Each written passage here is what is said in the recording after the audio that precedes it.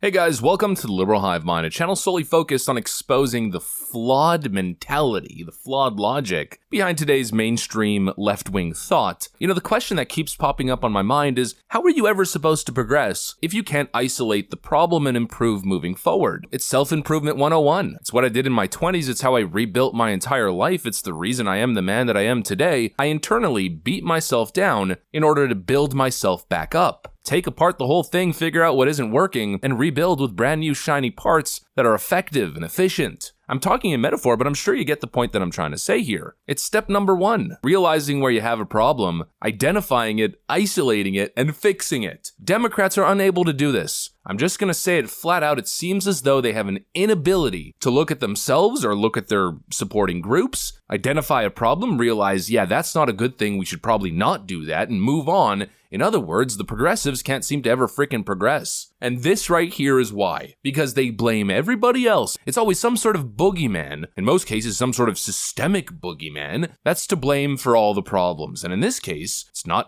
systemic racism, it's not America's past, it's not the patriarchy. No, apparently, it's automakers. Yep, you got that right. Only a Marxist-brained Democrat would ever say anything like this. We've obviously seen an epidemic of car thefts. I mean, skyrocketing car thefts essentially since the pandemic. In other words, we have a Grand Theft Auto problem. We have criminal organizations that are stealing people's cars and sending them to the Middle East. We've covered stories previously like the Kia Boys, for instance. Young 12 to 17, 18-plus-year-old kids who in some cities are involved in over 10,000 thefts and attempted thefts a year. In other words, we have a crime problem. But according to the Marxist Democrat, according to this Democrat clown from Minnesota, we aren't facing a crime problem. No, the problem is the automakers. Let me show you guys what I mean by that. I mean, this is like AOC levels of stupid. We got some stuff to get into, so let's roll the tape. All right, folks, so this is Minnesota Attorney General Keith Ellison. I'm sure you guys know his face. You've probably seen him before. I mean, he's the BLM AG in my view. I think that's probably a good way to describe him. Well, just take a look at this. We've also got to go upstream.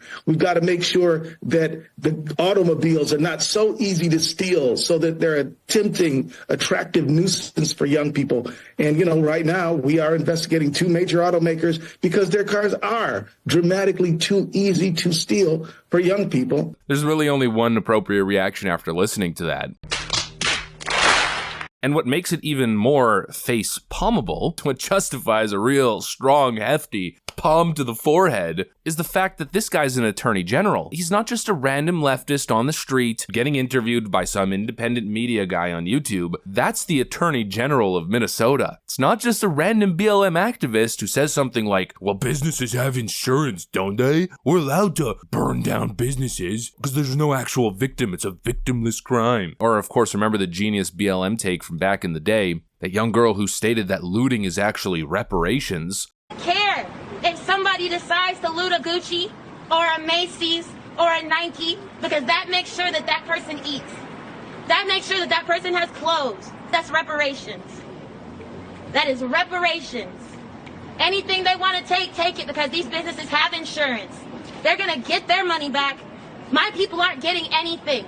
You know, those kinds of idiotic talking points coming out of college-age leftists, whatever, you know, they're brainwashed, their brains aren't fully developed, they've fallen for the snake oil, that's one thing. But to be a 50-year-old man, I'm assuming? To be the top cop in Minnesota, the guy who's in charge of putting criminals in jail, the guy who's in charge of law and order, and to say something like that is just absurd. It's crazy. It's patently insane. There's no other way to describe it. The problem isn't criminals. No, the problem is that automakers make their cars too easy to steal for young people. Oh, well, excuse the Koreans and excuse the Japanese for not factoring in 12-year-old car thieves in the US. You see, that probably slipped their mind because, well, they don't have those kinds of problems. You know why? Because they don't have attorney generals like Keith Ellison who treat violent, repeat criminal offenders, regardless of what age they are, repeat felons, with freaking kid gloves. Treat them as if they're victims, for Pete's sakes, in some cases,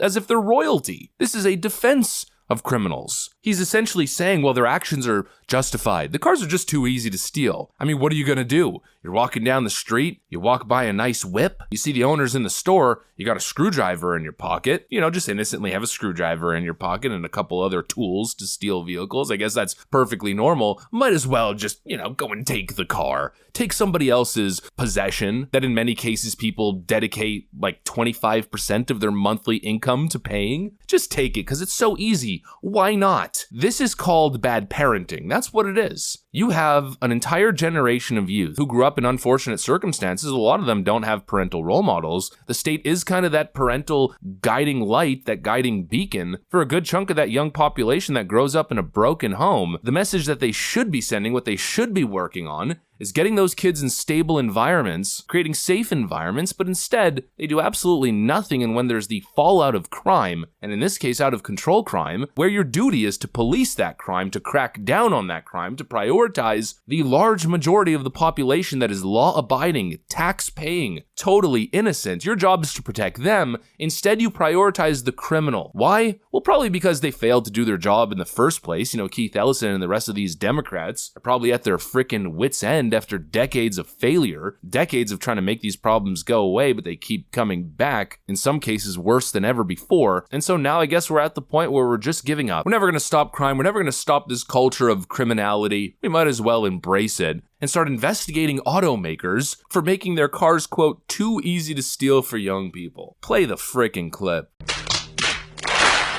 I'm honestly at a loss for words. I don't even know what to say anymore. These people will never accomplish anything. Democrats will never be able to create safe communities and safe streets because they're unwilling to prioritize the people who matter. They want to make everybody happy rather than making the hard decisions that are necessary to secure those who deserve it. They would rather play rhetorical politics and victimize the criminal than actually protect the victim. They would rather live in a world of idealism than live in the real world. This highlights the problem that we have. We have a problem of culture and a problem of trust. We don't live in a high trust society. That's why stuff like this happens. But the Koreans and the Japanese, they certainly do, because they don't play no frickin' games. If you commit a crime there, nobody's gonna weep for you and claim it's an injustice or that you're being racially profiled because you got thrown in the slammer. People are simply gonna see X person committed a crime and therefore received X sentence. It's very simple. Smart people tend to simplify concepts. Democrats, however, the opposite of smart people, tend to overcomplicate everything, put everything into academic terms. They try to interface academic idealism, the world that they believe could exist in their brain. They try to interface that with the real world that doesn't operate on the same set of rules. Obviously, there's going to be a little bit of a clash there. And so here's what you get. This naive, idealistic BS that leads to horrifying outcomes. In other words, people dying. That is the clear end result of these soft on crime policies. The idea is that you just pull back. The reason criminals are criminals is because the police is too harsh with them. Over-policing in these neighborhoods creates a chaotic dynamic between the oppressor and the oppressed. We need to put an end to systemic racism and discriminatory police practices. Let's just defund the police, and all of a sudden, these neighborhoods are going to turn into white picket fence suburbs. I mean, that's essentially what AOC told us.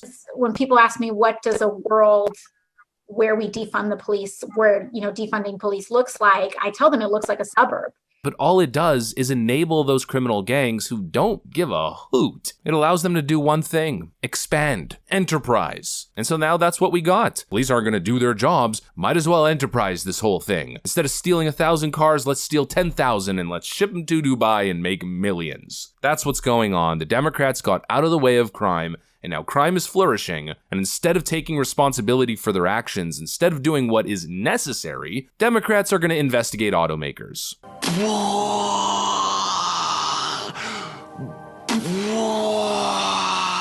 Welcome to Democrat Clown World 2024. Anyways, that's pretty much what I got for you guys. Hopefully you enjoyed it. If you did, make sure to leave a like and possibly subscribe. Thanks for watching, and I'll see you on the next one.